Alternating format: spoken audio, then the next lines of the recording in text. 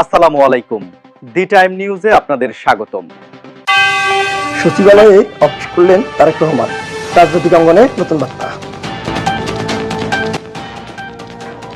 দেশের চলমান রাজনৈতিক প্রেক্ষাপটে আলোচিত একটি ঘটনায় আজ রাজনৈতিক সচিবালয়ে অফিস করেছেন তারেক রহমান। দীর্ঘ সময় পর তার এই ধরনের প্রশাসনিক কার্যক্রমে সরাসরি অংশগ্রহণ রাজনৈতিক অঙ্গনে নতুন বার্তা আলোচনা তৈরি করেছে।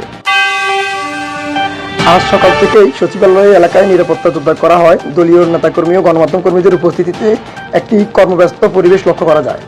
সংশ্লিষ্ট সূত্র জানায়, তিনি বিভিন্ন মন্ত্রণালয়ের ঊর্ধ্বতন কর্মকর্তাদের সঙ্গে বৈঠক করেন এবং চলমান প্রশাসনিক কার্যক্রম সম্পর্কে খোঁজখবর নেন। বৈঠকে দেশের বর্তমান অর্থনৈতিক অবস্থা, উন্নয়ন প্রকল্পের অগ্রগতি এবং প্রশাসনিক সংস্কার নিয়ে আলোচনা হয়েছে বলে জানা গেছে। বিশেষ করে দ্রব্যমূল্য নিয়ন্ত্রণ, কর্মসংস্থান বৃদ্ধি এবং সুশাসন নিশ্চিত করার বিষয়গুলো গুরুত্ব পেয়েছে। রাজনৈতিক বিশ্লেষকরা এই বিষয়ে বলছেন, সচিবালয়ে তার উপস্থিতি ভবিষ্যৎ রাজনৈতিক পরিকল্পনার ইঙ্গিত দিতে পারে। সাম্প্রতিক সময়ে দেশের রাজনীতিতে নানান ইস্যু সামনে আসায় এই ঘটনাকে অনেকেই তাৎপর্যপূর্ণ হিসেবে দেখেছেন। তবে এই বিষয়ে আনুষ্ঠানিক কোনো বিস্তারিত বিবৃতি এখনও পাওয়া যায়নি। অন্যদিকে বিরোধী রাজনৈতিক মহল এই পদক্ষেপের সমালোচনা করে বলেছে, এটি রাজনৈতিক কৌশলের অংশ হতে পারে।